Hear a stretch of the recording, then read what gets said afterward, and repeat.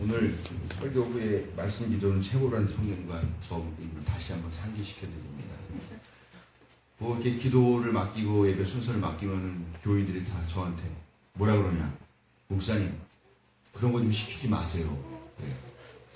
아니 뭐 그런 거 시키느라고 목사하는 거지 뭐. 예? 그런 거 시키는 것이 목사 일이에요. 그러려면 저를 쫓아내시면 됩니다. 그런 뜻 아니죠? 아니라고 대답을 안 하시네요. 갑자기 순간 제 위치가 흔들렸습니다. 그냥 제 목회는 그래요. 여러분들이 그냥 와서 목사 또 교역자들이 와가지고 뭐 설교로 떠들고 뭐 하고 그런 거 와서 앉아있다가 편안하게 앉아있다가 한 편의 영화나 드라마를 보는 것처럼 쭉 보고 앉아있다 그냥 가면 다 좋겠죠. 근데 그게 신앙이 아니잖아요. 그게 신앙생활이 아닙니다. 뭐 그냥 그럴 바에는 뭐를 배웁니까? 집에서 인터넷 틀어놓고 또 방송 케이블 TV 틀어놓고 그냥 그 예배 이렇게 하는 거 구경하고 그러고 드렸다라고 하면 되죠. 그 예배는 신앙생활은 그런 게 아니에요. 목사가 또 여러분들의 신앙을 위해서 이렇게 하는 거니까 저한테 목사님 저한테 이런 거 좀 시키지 마세요 라는 말을 안 해주셨으면 제가 참 감사하겠습니다. 비단 우리 최고란 청년에게만 하는 말이 아니라 다들 장로님 뭔가 딱 찔리신 게 있으십니까? 아멘 했어 제일 처음에. 예, 이렇게 또 목회자로서의 그런 역할들을 또 기억하시고 많이 협조해 주시고 그것이 교회 운영과 또 우리 신앙의 성장을 위해서 그러는 것이다 이렇게 생각하시고 말씀에 집중하라는 뜻으로 우리가 말씀 기도하는 거니까요. 이렇게 협조해 주시면 감사하겠습니다. 예, 크고 놀라우신 하나님의 사랑과 자비가 이 땅 위에 몸과 마음이 아프고 괴로우며 피곤한 이들에게도 큰 위로가 되고 격려가 되며 또 하나님의 자녀들이 참된 권리를 누리며 사는 세상이 어서 빨리 열리기를 간절히 비르며 성업의 성자 성령의 이름으로 축원을 드립니다. 요즘 별의 별 뉴스가 다 나오고 있습니다. 뭐 MP그룹이라서 MP그룹이 뭔가 그랬는데 미스터 피자 그룹이더라고요. 네, 그런 피자 그룹에 대한 이야기들도 뉴스에 많이 나오고 있죠. 뭐 치킨이나 또 음식점 프랜차이즈 업체들 갑질하는 뉴스가 요즘 계속 나오고 있습니다. 그제부터는 또 장군들이 또 사병과 공관병들에게 갑질하는 얘기들이 이제 뉴스 나오고 있습니다. 좀 전에는 종근당 회장이 운전기사에게 욕설하고 막말하고 갑질하는 그런 내용이 또 보도가 됐었고요. 기업과 정규직 노동자들이 비정규직 노동자에 대해서 갑질하는 내용들도 있고요. 미국이 한반도에 대해서 갑질하는 내용들이 있죠. 또 강대국 약소국들에게 갑질하는 내용들은 뭐 끊임없이 나오고 있습니다. 건물주가 세입자들에 대해서 갑질하고요. 대기업이 중소기업에 대해서 갑질하는데 중소기업은 또 영세 사업자들에게 갑질을 한다고 이번에 김상조 공정거래위원장이 얘기하죠. 뭐 중소기업 당신들도 일방적인 피해자만은 아니다 그런 이야기를 했습니다. 정말 갑질이 한도 끝도 없이 터져 나오고 있는 게 요즘 일입니다. 이 뉴스를 보면서 제가 혹시 목사로서 교인들에게 갑질을 했던 것은 없나 하는 생각을 문득 하는데 오늘 그건 갑질이 아니라 신앙적인 교훈이다. 네, 그렇게 생각해 주시기를 바랍니다. 그동안은 권위주의 정부 시대였기 때문에 압력에 눌려있던 그런 많은 사람들의 억울함이 본물처럼 지금 터져나오는 게 아닌가. 촛불에 의해 세워진 정권이기 때문에 아마 그동안 뭐 억눌렸던 것들 이제 해소되기를 바라는 그런 마음들 때문에 거의 화산 폭발하듯이만 이렇게 터져나오는 것이 아닌가. 또 생각해보면은 지난 시간 동안 우리가 그렇게 잘못되고 또 억압되고 비틀려져 있는 그런 사회에서 살고 있었던 것이다 하는 생각들도 하게 됩니다. 도대체 그동안 우리는 어떤 삶을 어떤 세상에 살았던 건가 하는 생각을 회상을 해보게 됩니다. 이제라도 평등한 기업과 사회 문화가 정착이 돼서 억울한 강요와 강제가 없어지는 그런 세상이 열려서 우리 모두가 다 인간으로서의 참된 권리와 지위를 누릴 수 있는 그런 세상이 열리기 위해서 기도해 주시길 간절히 부탁을 드리겠습니다. 이 와중에 요즘 제일 핫한 이름이 박찬주라는 사람이죠. 박찬주 대장 부부. 예. 그 사람들의 공감병들에 대해서 갑질한 뉴스가 아주 뜨겁습니다. 공감병을 노예에 부리듯 했다든가 하는데 그 실태가 정말 유식한 말로 목불인견입니다. 눈뜨고는 봐줄 수가 없죠. 불교 신자인 사병을 억지로 교회에 데려가지 않나. 이 독실한 기독교인이라고 요즘 나오고 있습니다. 참 왜 이 사회에서 그렇게 욕을 먹는 일들을 벌이는 사람들은 다 독실한 기독교인은 기독교인보다 독실한 기독교인일까?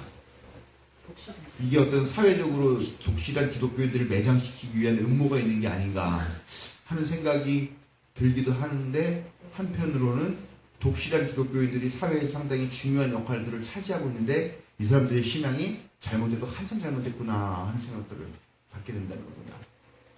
공감병들의 하루 일과가 새벽 5시부터 시작이 된답니다. 왜 그런가 봤더니 이 부분께서 새벽 기도를 가셔야 된다. 그래서 새벽부터 일어나서 운전해줘야 되고 대기하고 또 뭐 들어오면은 뭐 식사 내놓고 이런 일을 하고 보통 밤 10시 아니면 12시까지 그렇게 하루의 일과를 보낸다고 했습니다. 아까 말씀드렸다시피 독실한 기독교인 장군이라서 또 불교 신자까지도 교회에 억지로 끌고 가고 자기 아들도 군대 가 있는데 그 아들의 빤스를 이 공감병이 빨으라고. 아니 그럼 이 엄마는 도대체 뭘 한 건지 모르겠어요. 이 부인은 살림을 한 건지 참 보면서 이해가 안 됩니다. 참 독실한 기독교인들 이렇게 보면서 이런 정신 상태로 이렇게 다른 사람들의 노동을 착취하고 그들의 인격을 짓밟으면서 그렇게 열심히 새벽기도 가면 뭐 할까 하는 생각을 합니다. 정말 열심히 믿어야 하겠지만 올바르게 믿어야 되겠구나 하는 생각을 합니다. 하나님의 자녀, 인간, 인류에 대한 사랑이 없는 그런 신앙은 제가 볼 때 말짱다 거짓말이고 또 가짜 신앙이다라고 밖에 말할 수가 없습니다. 그리고 야고보서가 너무 분량이 작다 보니까 이게 별로 중요하지도 않게 생각하고 사람들이 보지도 않는데 거기에 보면 이렇게 나오죠. 행함이 없는 믿음은 죽은 믿음이다. 우리가 정말 살아있는 믿음, 행함이 있는 믿음, 그런 믿음을 실천하면서 사는 그런 올바로 제대로 그리고 열심히 믿는 그런 신앙인들이 되어야 되겠습니다. 예수님의 이름으로 부탁을 드립니다. 예수님이 소위 예루살렘 성전을 정화하는 사건을 벌이시기 직전에 성전으로 올라가는 길에 알 수 없는 말씀을 하십니다. 무슨 말씀이냐면은 무화과나무한테 가가지고 열매를 찾습니다. 그런데 열매가 없어요. 왜 없냐면 무화과나무 열매가 열리지 않는 그런 철이었기 때문입니다. 근데 예수님이 열매를 찾는데 열매가 없으니까 뭐라고 하시냐? 영원히 아무도 이 나무에서 열매를 따먹을 사람이 없을 것이다. 이렇게 저주를 하시더라라는 겁니다. 그리고는 강도의 소굴이 되어버린 성전으로 들어가셔서 거기에서 벌어지는 온갖 장사판들을 다 뒤집어 엎으셨다. 그런데 돌아가는 길에 보니까 그 무화과 나무가 뿌리째 말라 죽어 있더라라는 것입니다. 이거를 본 제자들이 신기하잖아요. 불과 반나절 전까지만 해도 멀쩡하게 살아있던 나무가 불과 반나절 만에 다 말라 죽었다. 야, 기이하게 여기서 이 사실을 예수님께 알려드립니다. 어떻게 이런 일이 있었을까요? 근데 원예업 또 화원업 하시는 분들 보니까 식물들도 감성이 있다 그런 얘기를 하죠. 진짜인지 가짜인지는 모르겠는데 화분 2개를 갖다 놓고 하나에다가는 넌 참 예쁘구나, 넌 참 귀하구나, 내가 널 사랑한다 그러면서 그런 말을 하면서 물을 준 나무랑 너는 왜 안 죽니? 너는 왜 낳니? 너는 이렇게 모양도 후지게 생겼니?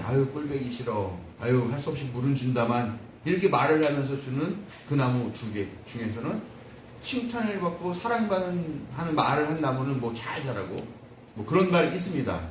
혹시 이 나무도 예수님의 그런 말씀을 알아듣고 이렇게 살 바엔 차라리 자결하는 게 낫겠다 라고 했던 것인지 도무지 알 수는 없습니다만 어찌됐건 제자들의 눈에는 이 일이 너무나 기이하게 보였다는 것이죠. 근데 제자들의 말을 들은 예수님은 좀 뜬금없는 대답을 하셔요. 오늘 말씀 보면은 나무가 죽었어요. 예수님, 선생님이 아침에 저주하신 그 나무가 죽었네요. 이렇게 얘기했더니 예수님이 뭐라 하냐, 믿어라. 이 산이 번쩍 들려서 바다에 풍덩 빠지라고 하고 의심 없이 믿으면 그대로 이루어질 것이다. 믿음으로 구한 것은 그대로 이루어질 것이다. 라는 좀 뜬금없는 소리를 합니다. 그렇죠? 나무가 죽었어요. 그랬더니 믿어라. 앞뒤가 안 맞는 말이죠. 이거는 분명히 어떤 깊은 함축적인 의미가 있는 상징적인 그런 대화 내용이다 라는 것입니다. 그러나 어쨌건 이 말씀의 내용 자체도 도대체 말이나 되는가 하는 생각을 한번 해보게 됩니다. 여러분, 아무리 믿음이 있다 해서 산이 번쩍 들려서 바다에 퉁덩 빠지라라고 한다고 그게 가능한 일이라고 생각하십니까? 예? 아마 예수님을 철저하게 믿고 하나님을 철저하게 믿는 사람이라 할지라도 그 말은 믿지 못할 겁니다. 왜냐하면 믿는다고 그랬다가는 네가 한번 해봐 그럴 거 아니에요. 그런 일이 있을 수가 없죠. 도무지 말도 안 되니. 조금 다른 평행 본문들은 조금 나아요. 다른 뭐 마태복음이나 누가복음에는 뭐라고 하냐면은 저 산에 심겨져 있는 뽕나무더러 뿌리째 뽑혀가지고 바다에 빠지라고 빠진다.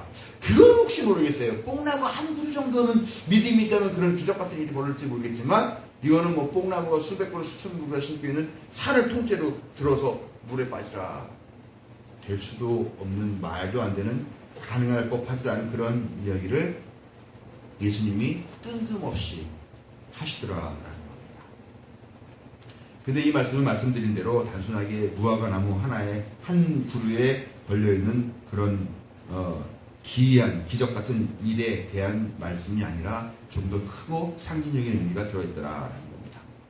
이 말씀은 그 시대를 향하여서 하신 말씀이다라는 것입니다.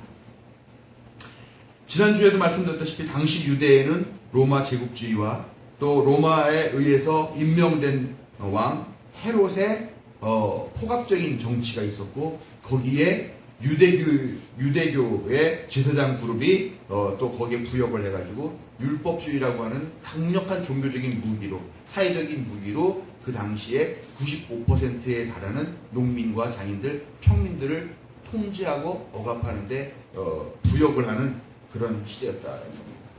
이 세계의 권력이 군림하고 있는데 얼마나 강력하였는지, 또 얼마나 잔인하게 착취하고 있었는지, 농민들이 열심히 일하여서 얻은 것보다 더 많은 것들을 세금과 헌금으로 착취해 갔습니다. 이에 저항하는 사람들은 로마와 헤롯의 군사력에 의해서 폭력으로 제지되고 또 그 폭력에 길들여지게 된 그런 시대였다. 도무지 어떻게 헤어날 수 없는 권위와 권력의 시대. 이 권력이 어떻게 보면은 정말 내 앞을 딱 가로막아서 답답하게 만드는 그런 큰 산과 같은 그런 존재였다라는 것입니다. 그렇게 큰 산이 눈앞에 다 가로막혀 있었기 때문에 유대인들은 그저 포기하고 순응하고 머리를 조아리고 노예처럼 살든가 아니면은 한번 소리 한번 꽥 지르고 끌려가서 죽든가 하는 그런 선택만이 남겨져 있는 그런 엄혹한 시대를 살고 있었다. 민중 해방과 민족 해방의 꿈은 그저 한여름 낮잠에서 꾸는 그런 개꿈이나 다름없는 그렇게 답답한 시대를 살고 있었다라는 것입니다. 그런데 예수님은 무화과나무를 빗대서 그런 시대, 그런 권력에 의해 억압당하고 있는 사람들을 향해 믿음을 가져라! 믿음을 갖는다면 그 믿음대로 이루어질 것이다 라고 오늘 이 말씀을 통해서 선언하고 계시다라는 것입니다. 그게 바로 하나님이 하시는 일이다. 그러니까 믿음을 가져라라고 권면하시면서 선언하신 것이죠. 예수님이 걸어오신 길 어떻습니까? 또 예수님이 지금 하신 이 선언은 어떻습니까? 여러분 보시기에 예수님의 그 삶이 성공적인 삶이었습니까? 어떻습니까? 가는 곳마다 막 5,000명, 4,000명만 모여가지고 조금씩 막 뜯어주니까 떡이 막 이렇게 불어나가지고 다 배불리 먹고 그러니까 그 5,000명 합쳐서 9,000명, 예? 그냥 평균적으로 한 5,000명, 6,000명 된 사람이 계속 예수님 따라다니면서 예수님 만세! 예수님을 왕궁으로 막 이렇게 하면서 했을 것 같습니까? 실제로는 좀 그렇지 않아요. 약간 과장된 이야기들이죠. 예수님은 결코 성공적인 삶을 살지도 못하셨습니다. 예수님께서 가신 길, 그 하신 일들은 솔직하게 말하면 계란으로 바위를 치는 일이었고 맨 땅에 헤딩을 하는 그런 일들이었습니다. 그러나 예수님은 그 길을 한 걸음 한 걸음 걸어오셨고 그 맨 땅의 헤딩을 매일같이 반복해 오면서 그 길을 걸어오셨다는 겁니다. 근데 결국은 그 일로 인해서 십자가에 달려 돌아가시게 되는 그런 운명에 처할 것도 알고 계셨지만 예수님은 포기하지 않고 그 길을 가셨다라는 겁니다. 왜 그랬을까요? 왜 바보같이, 왜 무모하게, 왜 그 길을 그렇게 꾸준하게 걸어가셨을까요? 지금 자신이 하는 일이 하나님이 원하시는 일이고 반드시 이 일을 이루실 것이라는 확신이 있었기 때문에 예수님은 한 걸음 한 걸음 하루하루를 그 삶을 사실 수 있었던 것이라는 겁니다. 하나님을 전적으로 신뢰하고 의의 최후 승리를 확신하신 예수님은 십자가의 죽음의 길이었기 때문에 결코 흔들리지 않고 의심하지 않고 인간 해방의 길, 하나님의 백성의 해방의 길을 걸어가신 것입니다.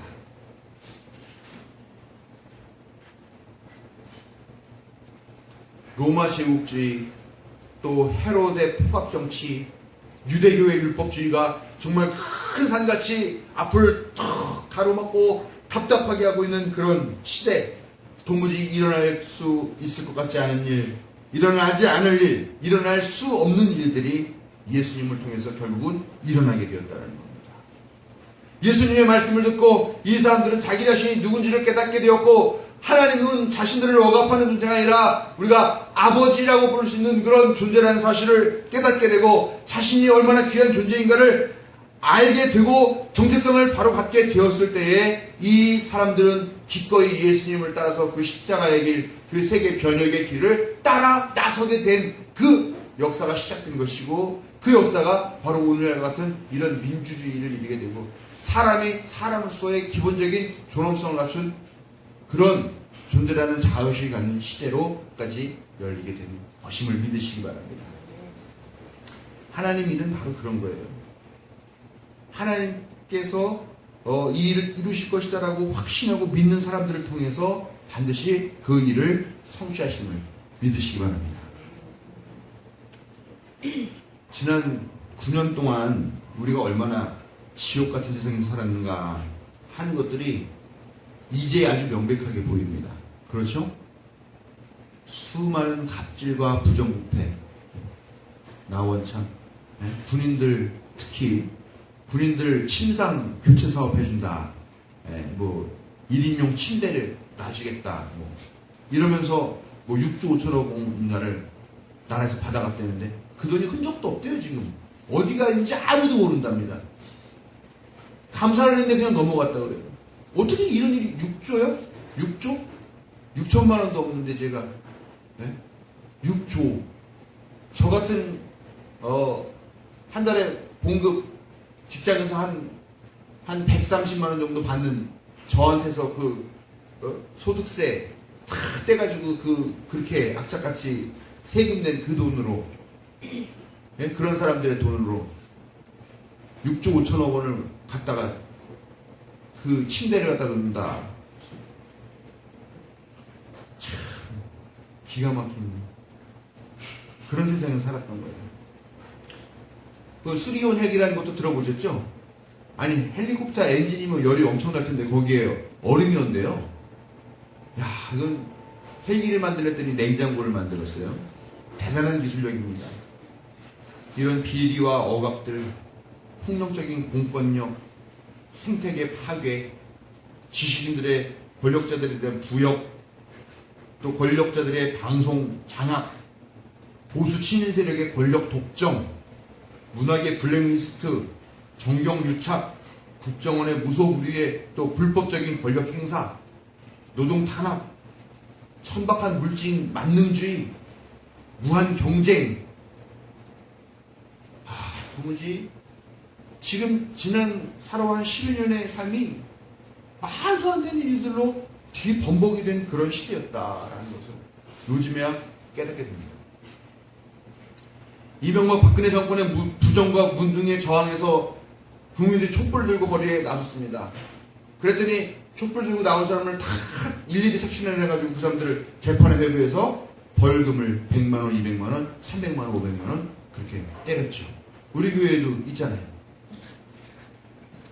그러나 하나님의 정의가 살아있고 그 정의가 반드시 곧게 세워질 것이라고 하는, 또 국민이 이긴다라고 하는 그런 구호대로 그런 믿음을 가진 사람들은 결국 포기하거나 굴복하지 않고 촛불을 손에서 놓지 않았습니다.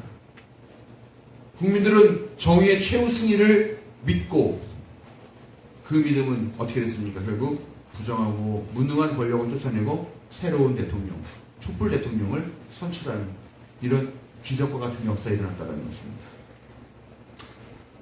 야, 저 같아도 그랬어요. 야, 이제 4년만 참으면 된다. 야, 이제 3년만 참으면 된다. 야, 이제 2년만 참으면 된다. 그러면서 비굴하게 살아왔던 것이 솔직하지. 그렇다고 해서 또 4년만 참으면 되냐, 3년만 참으면 끝나느냐? 그거 아니잖아요. 국정원이 권력을 이용해서 깊숙이 선거 개입을 하고 이런 일들이 벌어지고 있는데, 그 다음 어떻게 될지 아무도 모르는, 결코 무너질 것 같지 않은, 그래서 포기하거나 외면하거나 못 본 척 할 수밖에 없는 그랬던 일들이 성취되고 무너져 버렸다는 거죠. 민중의 승리를 맛보았습니다. 누군가 확신 갖고 포기하지 않고 절망하지 않았기 때문에 바로 이런 나라가 세워진 것이고, 그것이 하나님의 원하시는 일 중에 하나였다는 것을 우리가 지금 신앙적으로 고백하게 된다는 것입니다. 어느 것 하나 희망적인 것이 없었습니다만, 안 된다, 바꿔야 된다는 이 믿음, 정의는 반드시 승리한다는 이 믿음, 진리는 부정을 이기고 빛은 어둠을 몰아낸다는 이 확신이 있을 때 결국 이 일은 이루어지더라라는 것입니다. 여러분 믿으십시오. 그대로 이루어질 것입니다. 우리 교회 8월달은 민족화해의 달이에요. 지금 한반도 민족화해 얘기하면 다 비웃습니다. 저런 놈들이랑 무슨 화해를 해, 이런 이야기들도 많이 나오죠. 한반도는 지금 전쟁이 터지느냐 마느냐는 위기가 있어요. 여러분 잘 못 느끼시죠? 지금 미국이 뭐 북한 한번 쳐야 되지 않냐 이렇게 하면서 뭐 상하원 의원들이 지금 그렇게 불을 지르고 있습니다. 근데 그 전쟁 우리의 의사와는 전혀 상관없이 우리 반도에서 벌리겠다는 얘기지 않습니까? 북한은 핵무기와 ICBM 개발을 중단할 의사가 전혀 없죠. 저 같아도 포기 안 해요. 왜 합니까? 지금 이렇게까지 했고, 그래서 자기 몸값이 이렇게 올라갔는데, 이제 곧 회담할 일만 남았는데, 그때 들고 갈 카드를 얼마나 대단한 걸로 만들어내느냐 못 만들느냐는 결국 핵무기와 ICBM을 달리는데 결국 포기하지 않죠. 그런데도 계속 뭐 도발이니 뭐니 하면서 제재한다고 그러고, 제재를 벌써 70년이 넘게 당한 나라가 저렇게 핵무기까지 만드는데 그 제재 갖고 됩니까? 안 되죠. 결코 안 되죠. 가능성이 없는 걸 매달리고 있습니다. 남한의 대화 제의하는데 왜 대화하냐고 반대하는 그런 얘기도 많이 있습니다만, 북한 자체가 지금 전혀 호응하지 않고 있죠.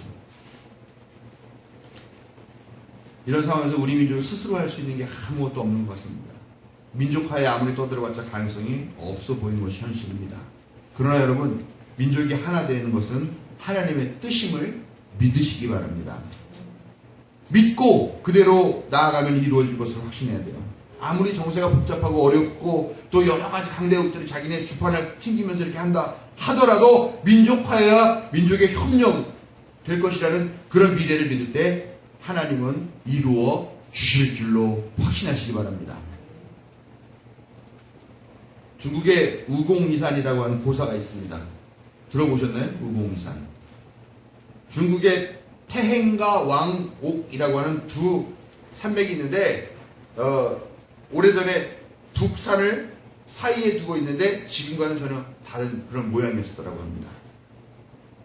북산에 살고 있는 우공이라고 하는 한 90세가량 먹은 노인이 있는데, 아침에 일어나서 대문을 딱 열고 나올 때마다 숨이 턱턱 막히는 거예요. 왜냐? 앞에 태산이 그냥 턱, 태산인가요? 태행과 황옥이라고 하는 두 산맥이 눈앞에 딱 가로막고 있으니까 답답한 거예요.